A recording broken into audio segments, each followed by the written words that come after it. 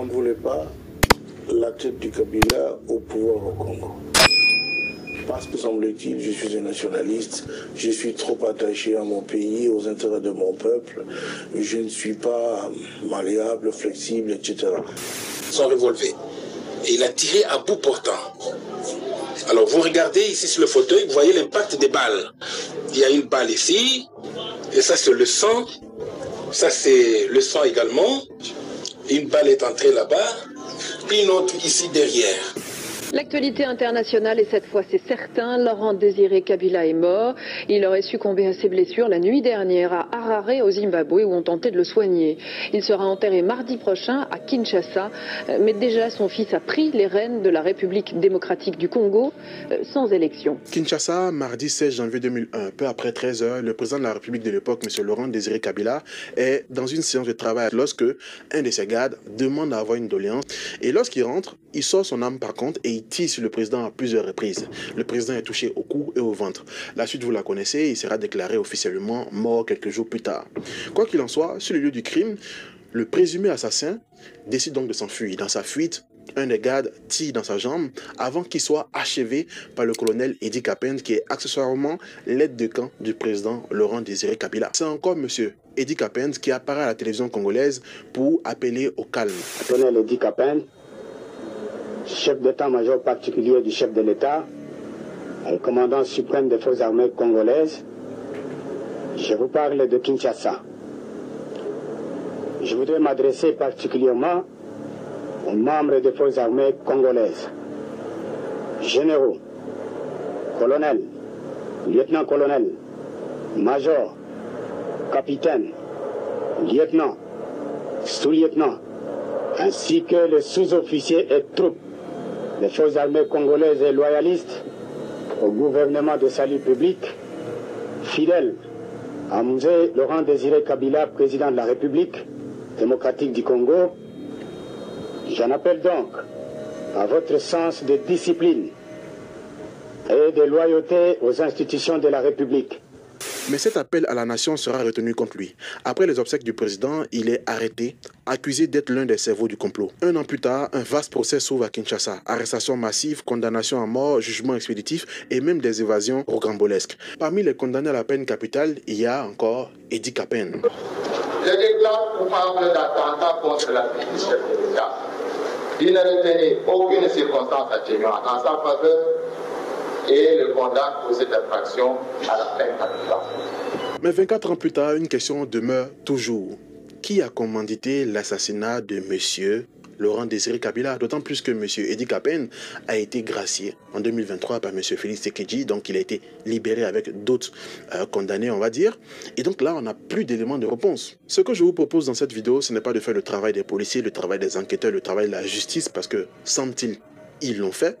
Mais ce que je vous propose surtout, c'est d'évoquer les non-dits, d'évoquer des thèses auxquelles on n'a pas pensé, d'avoir une vision, si possible, à 360 degrés pour avoir des perspectives beaucoup plus larges. Et l'idée n'est pas que toutes ces thèses soient tangibles ou réelles, soient vraies. L'idée, c'est surtout que ça vous montre une réalité. Le fait que le crime de M. Laurent Désiré Kabila est une fenêtre sur les coulisses des guerres de pouvoir, les coulisses des affrontements géopolitiques que cachait réellement l'assassinat de ce monsieur. Mais bien plus grave, ces menaces subsistent jusqu'à aujourd'hui et fragilisent encore plus la stabilité du Congo. Maintenant qu'on a fait l'introduction, rentrons dans le vif du sujet. Avant de commencer, il faut d'abord essayer de comprendre qui est Kabila, quel est son parcours. Laurent Désiré Kabila naît en 1939 à Diadotville, actuelle Likasi, dans le Haut-Katanga. Très tôt, il adhère aux idées de Patrice Lumumba, alors Premier ministre et figure emblématique de l'indépendance congolaise.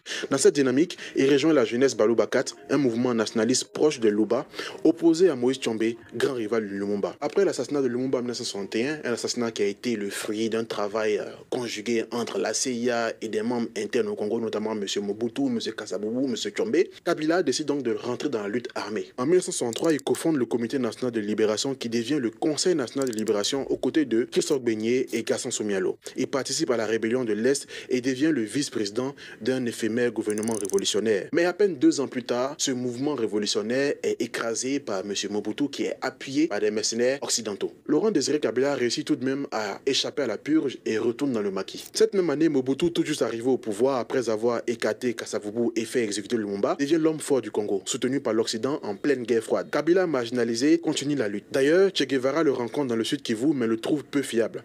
En 1967, Kabila fonde le Parti de la Révolution Populaire, PRP, installe une guérilla autour d'Ewa Bora.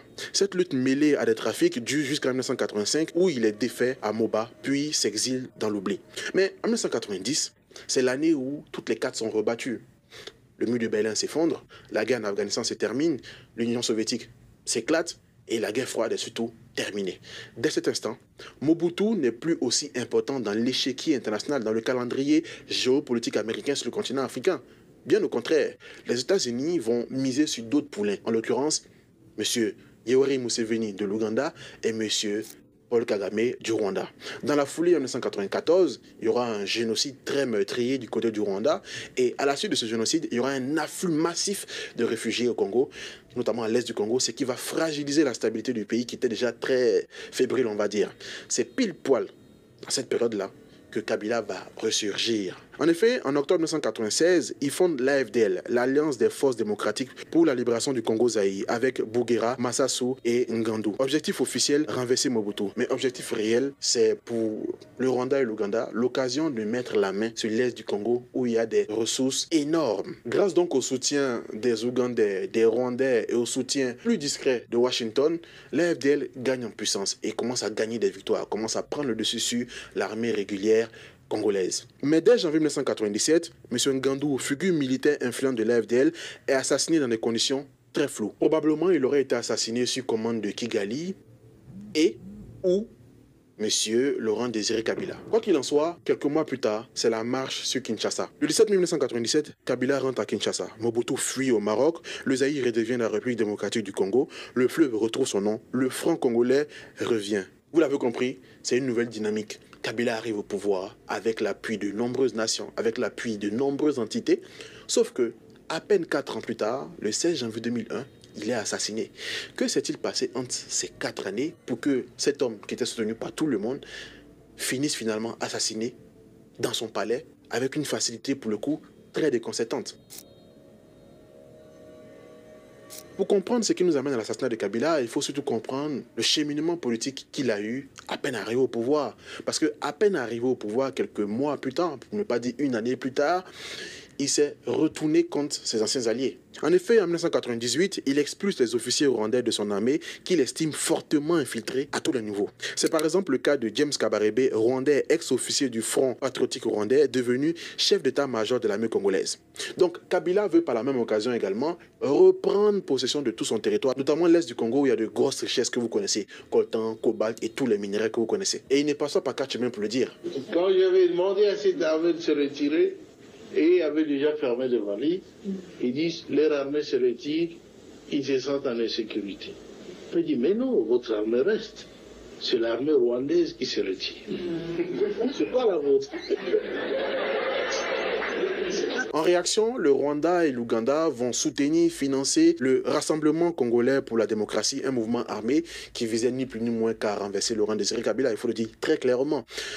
Et cette guerre-là, qui va commencer entre le pouvoir de Kabila et le RCD, va très vite devenir une guerre régionale parce qu'il y aura pratiquement 9 pays qui seront impliqués dans cette guerre.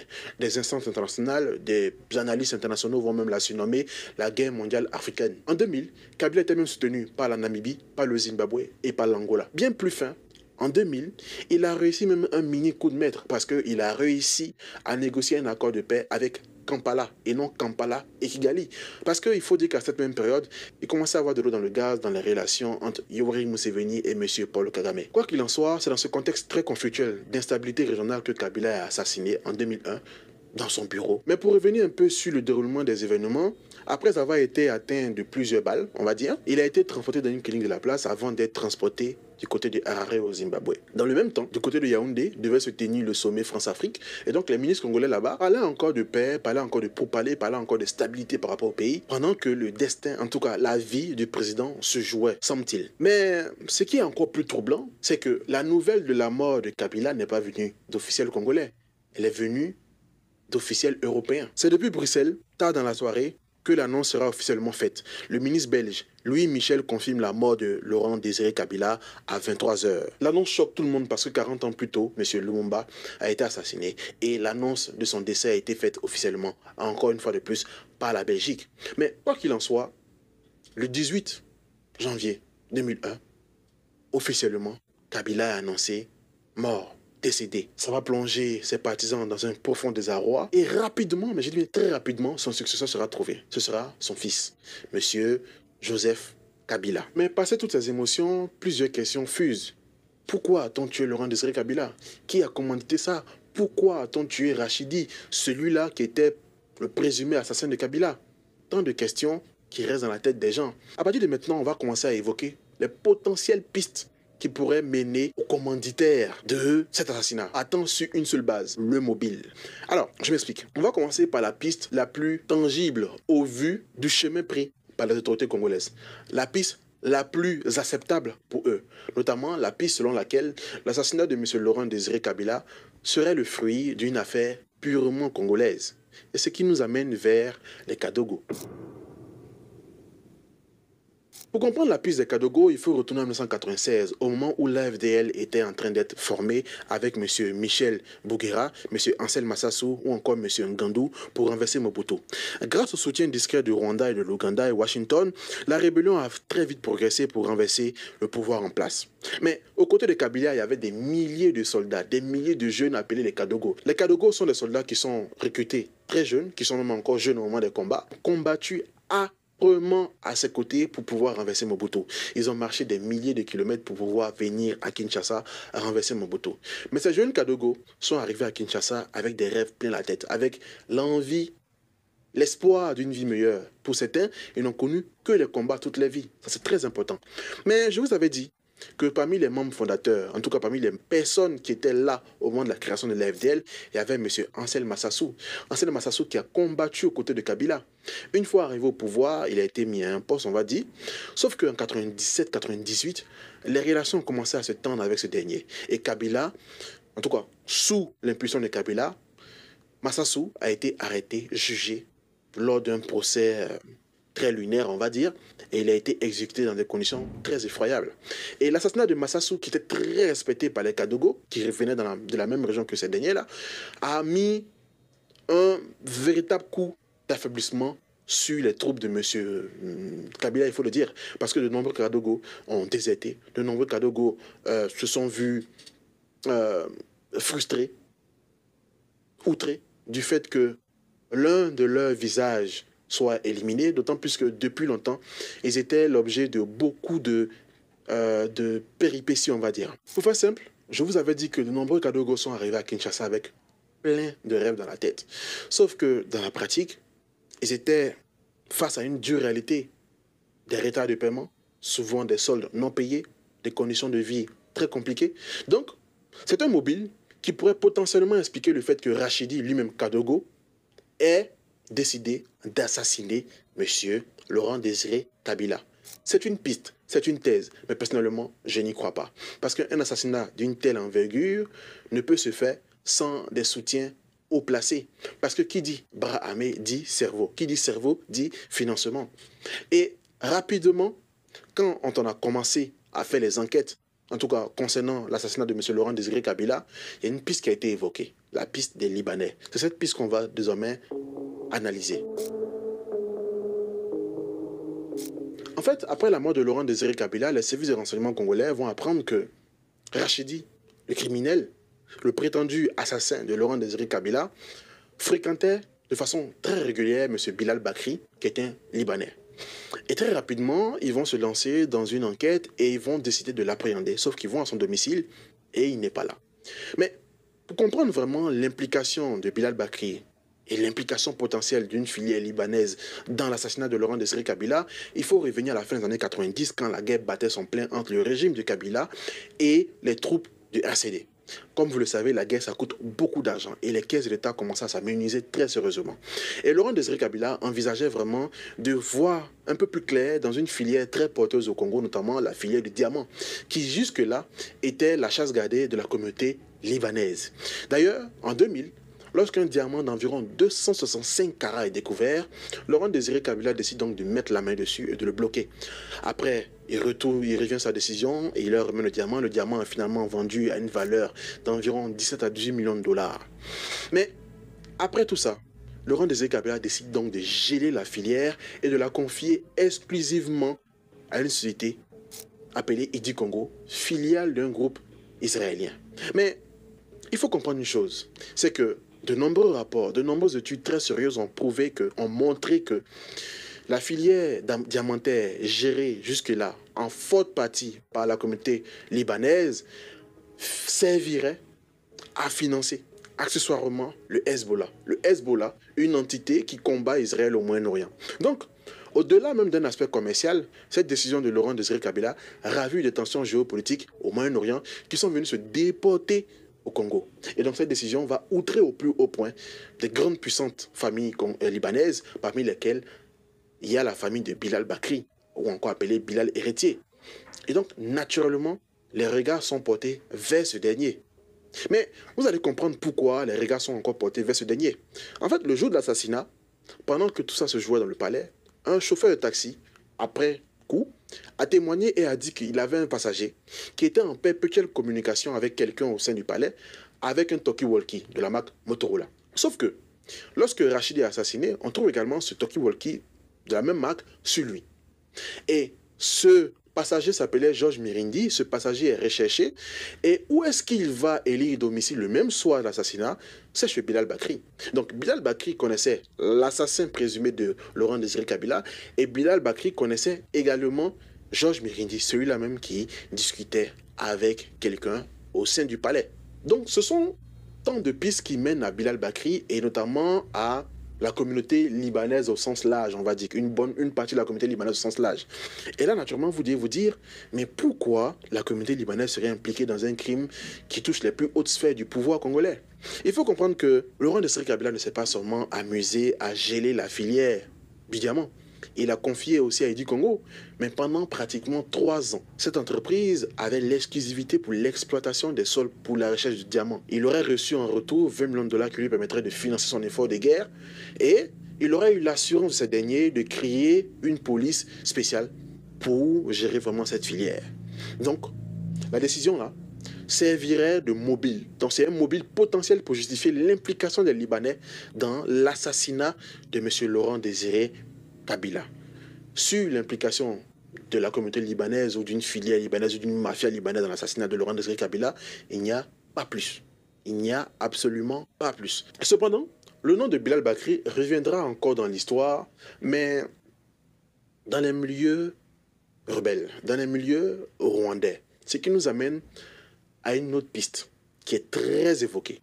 La piste selon laquelle l'assassinat de M. Laurent Désiré Kabila serait le fruit d'œuvres rondement menées depuis Kigali, depuis les bureaux de M. Paul Kagame. Pour comprendre le fait que beaucoup de Congolais pensent à Kigali, pensent au Rwanda comme commanditaire de cet assassinat, il faut comprendre le contexte. Comme je vous ai dit, le Rwanda a soutenu Kabila dans sa guerre, a soutenu Kabila dans sa montée sur Kinshasa. Une fois arrivé au pouvoir, les troupes rwandaises et ougandaises se sont installées surtout à l'est du Congo et ont commencé à se servir, on va dire. Sauf qu'en 1998, Kabila s'est retourné contre eux et a demandé à ce que ces derniers quittent littéralement son territoire. Il a chassé des hauts généraux qui étaient rwandais. Et dans ce contexte-là, le RCD a été soutenu par des entités rwandaises. C'est dans ce climat explosif que le nom de Bilal Bakri revient encore dans des rapports, notamment un rapport paru en 2008, qui expliquait qu'il aurait servi d'intermédiaire entre Kinshasa, Kigali et les milieux rebelles. Donc l'argent passait, il était en guillemets le point médian où passait l'argent pour alimenter les secteurs rebelles. Donc Bilal Bakri aurait également une proximité avérée avec Kigali et avec les milieux rebelles. Mais sur la piste selon laquelle Kigali aurait soutenu, financé ou commandité l'assassinat de M. Laurent Désiré Kabila, il y a des paroles, il y a des propos, il y a des déclarations qui ont permis à beaucoup de personnes d'aller dans ce sens. En effet, Patrick Karegeya, ancien chef des renseignements extérieurs du Rwanda, devenu opposant et exilé en Afrique du Sud, assassiné en 2014, avait déclaré au professeur Philippe Regens que le Rwanda était derrière l'assassinat de Kabila. Il n'était pas le seul, parce que M. Théogène Rudasingwa, autre ancien proche de M. Kagame et ex-secrétaire du FPR, devenu dissident, avait lui aussi publiquement mis en cause le rôle de Kigali dans l'assassinat de plusieurs figures politiques dans la région, dont celle de M. Kabila. Mais ce n'est pas tout. En 2008, des rapports très sérieux ont dit clairement que M. Bilal Bakri était la plaque tournante d'un transfert d'argent, de passage de fonds pour financer des entités pas très catholiques, avec un système fondé sur des évasions fiscales, avec des ramifications vers le Moyen-Orient. Et des noms revenaient, James Kabarebe, Laurent Nkunda. Ces noms-là ne vous disent peut-être rien, mais dans les 2 vidéos que j'ai réalisées sur la crise au Congo, j'avais évoqué clairement ces noms. Vous pourrez aller les voir pour comprendre. Quoi qu'il en soit, la figure de James Kabarebe, ex-chef militaire de Kagame, revient souvent dans les analyses. Il a mené l'offensive rwandaise jusqu'à Kinshasa en 1997 avec Kabila, avant d'être politiquement écarté par ce dernier, marquant la rupture avec Kinshasa et Kigali. Pilier sécuritaire du régime rwandais, son nom est associé à toutes les grandes opérations dans l'est du Congo. Et bien que jamais réellement prouvé, son nom revient très souvent quand on parle d'instabilité au Congo, quand on parle d'instabilité dans la région, quand on parle de mouvements rebelles sur le sol congolais. Donc les témoignages, les incohérences judiciaires ramènent très souvent à l'hypothèse selon laquelle Kigali serait potentiellement derrière l'assassinat de M. Laurent Désiré Kabila. Et cette hypothèse est ravivée par un certain Stavros Papayannou. J'ignore si je prononce mal son nom. Quoi qu'il en soit, c'est un homme d'affaires grec qui est également à la tête d'une compagnie aérienne, et il dira clairement que 2 heures après l'assassinat de Kabila, il a reçu un appel de la part de James Kabarebe lui demandant de transmettre à Jeannot Moïse Kongolo, ministre de l'époque, que M. Paul Kagame souhaite que Joseph Kabila succède à son père. On connaît la suite. Peu après, un avion ramenant M. Joseph Kabila de Lumumbashi à Kinshasa a porté ce dernier à la tête du pouvoir. Donc, à travers l'affirmation de ce dernier, on comprend que Kigali serait potentiellement derrière l'assassinat de Laurent Désiré Kabila et aurait été très favorable au fait que son fils prenne la tête du pouvoir. C'est une affirmation, ni plus ni moins, à prendre avec des pincettes. D'autant plus que sur Twitter, ce monsieur Stavros-là a fait un long post, je ne savais même pas qu'on pouvait écrire autant sur Twitter, dans lequel il dit clairement que ni Kigali, ni M. Joseph Kabila ne sont derrière l'assassinat de M. Laurent Désiré Kabila. C'est ni plus ni moins qu'un rétro-pédalage. Pour lui, dans cet assassinat, il y a un coupable. C'est M. Edi Kapend. Et M. Edi Kapend aurait pour complice M. Bilal Bakri. Voilà. Et à la fin de son long laïus, il précise que Kabila, Joseph Kabila, est totalement innocent. Ce qui nous amène à une autre piste. La piste selon laquelle M. Joseph Kabila aurait potentiellement des liens ou aurait même commandité l'assassinat de son père. En fait, parmi les nombreuses pistes qui affluent quant au commanditaire de l'assassinat de M. Laurent Désiré Kabila, beaucoup de Congolais évoquent le nom de M. Joseph Kabila, pourtant le fils de Laurent Désiré Kabila. Et ce, dû à de nombreux facteurs. Déjà, il faut analyser les événements qui ont suivi. Après la mort de M. Laurent Désiré Kabila, avec une rapidité déconcertante, il est devenu président. Dans une enquête, très clairement, le mobile est très souvent analysé à qui profite le crime. Et là, à court terme, à l'instant, le crime a profité à ce dernier. Autre fait troublant, c'est que de nombreux Congolais se disent « Comment on peut assassiner mon père et que je ne sois pas omnibulé par le fait de trouver qui est derrière tout ça ?» Parce que le procès fleuve qu'il y a eu n'était pas en réalité un procès. C'était une manigance théâtrale qui visait peut-être à calmer certaines personnes, qui visait à faire une chasse aux sorcières, qui visait à faire du nettoyage, mais c'était en aucun cas un procès qui a permis de savoir qui a commandité l'assassinat de ce dernier. Donc il n'y a quasiment jamais eu chez lui l'intention réelle, factuelle, de trouver qui a assassiné son père.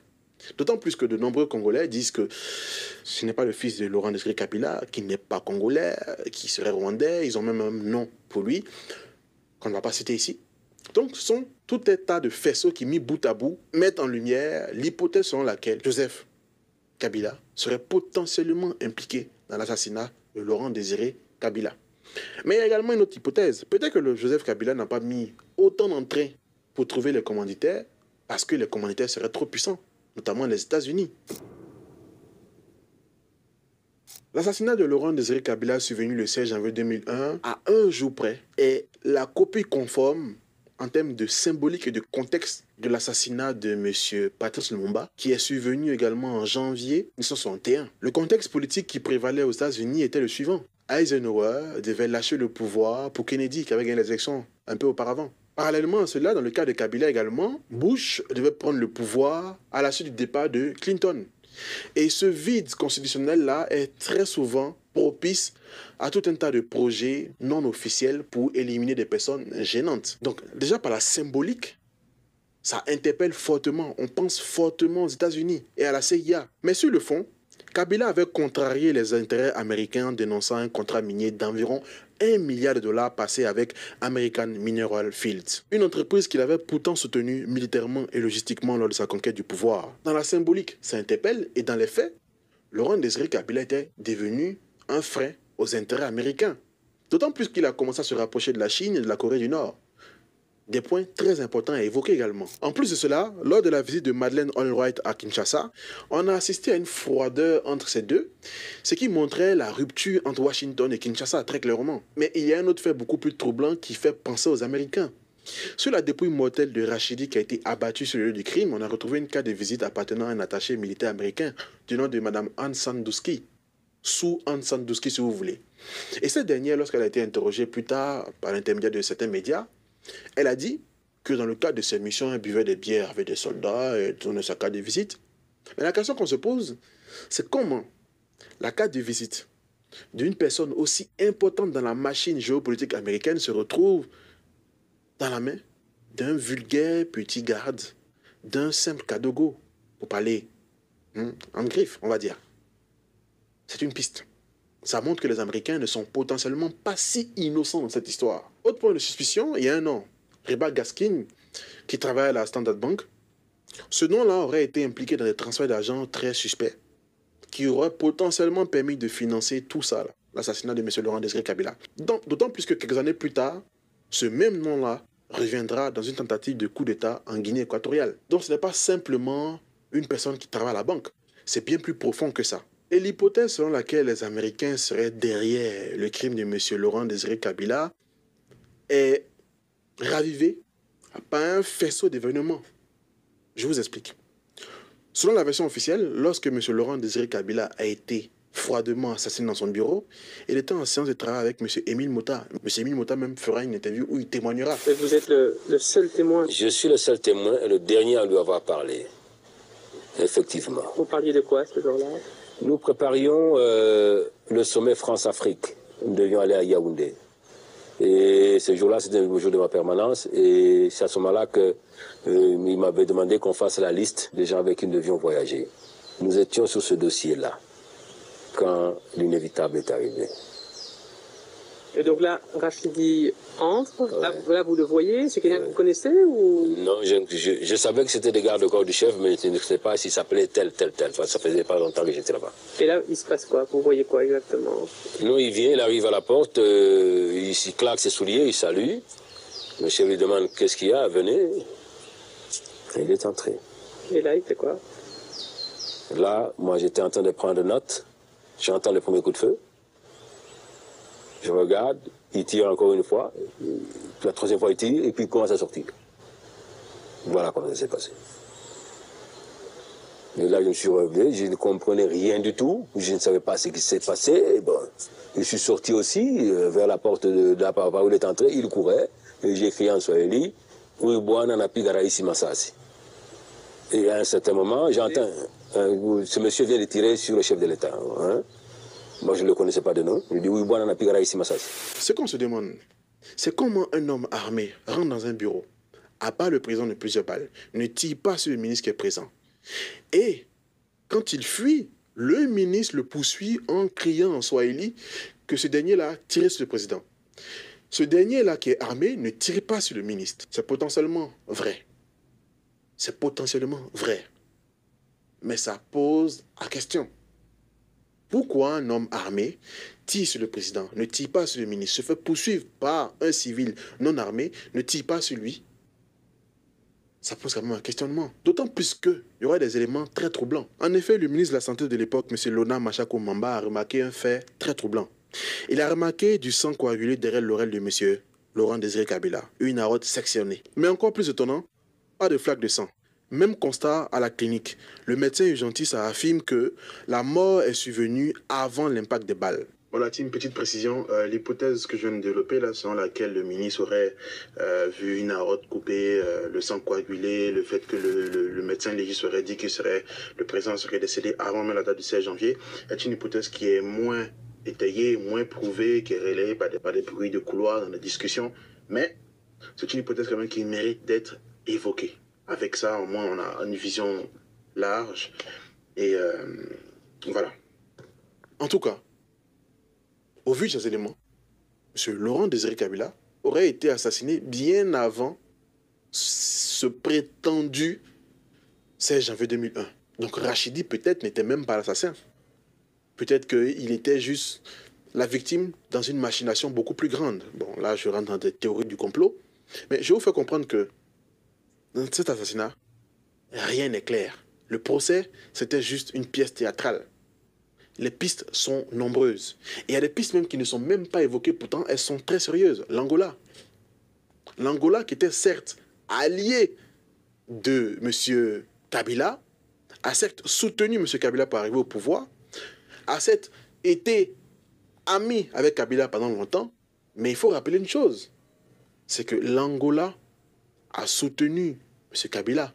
Mais une fois arrivé au pouvoir, l'UNITA de M. Jonas Savimbi, qui était en guerre contre le pouvoir angolais, avait commencé à avoir des foyers au sein du territoire congolais. Donc bien évidemment, Kabila commençait à être de moins en moins fiable pour l'Angola. D'autant plus qu'il a commencé à être très regardant sur les contrats miniers qu'il avait offerts à ces derniers pour leur solidarité dans la guerre contre le Rwanda et l'Ouganda. Pareil pour le Zimbabwe. Le Zimbabwe qui avait soutenu M. Kabila s'était vu également déchu de certains contrats miniers parce que Laurent Désiré Kabila avait commencé à devenir très souverainiste. Il voulait commencer à voir clair dans les ressources du pays. Vous voyez donc que l'assassinat de M. Laurent Désiré Kabila, ce n'est pas simplement une histoire d'assassinat. C'est la matérialisation d'un croisement d'intérêts géopolitiques, d'intérêts financiers, d'intérêts de pouvoir, de beaucoup de choses. Et ces éléments-là, jusqu'à nos jours, gangrènent encore la stabilité du Congo. Il y a encore beaucoup d'entités sombres qui trouvent leurs intérêts à choisir, à fragiliser des hommes politiques au Congo. Ici, je ne m'amuserai pas à dire qui a commandité ça, mais je pense que chacun a sa petite idée. Je pense que les Congolais ont leur idée. Une chose est sûre, ça n'engage que moi. L'assassinat de M. Laurent Désiré Kabila n'est pas le fruit d'une action isolée d'un seul camp. Pour moi, c'est le fruit d'une coalition, d'une action conjointe de plusieurs camps, potentiellement Kigali, combiné aux Américains, combiné à Bilal Bakri, combiné à... Bref, il y a tout un tas de faisceaux d'éléments qui portent à croire que un seul camp n'a pas forcément décidé d'éliminer Laurent Désiré Kabila, parce que Laurent Désiré Kabila, finalement, dérangeait beaucoup trop de personnes, ce qui rend difficile les recherches des commanditaires. Mais ce qu'on sait, c'est qu'il n'y a quasiment pas eu de réel travail de recherche, de réel travail d'enquête pour savoir qui l'a assassiné. L'assassinat de Laurent Désiré Kabila, c'est un fait très important dans l'histoire du Congo.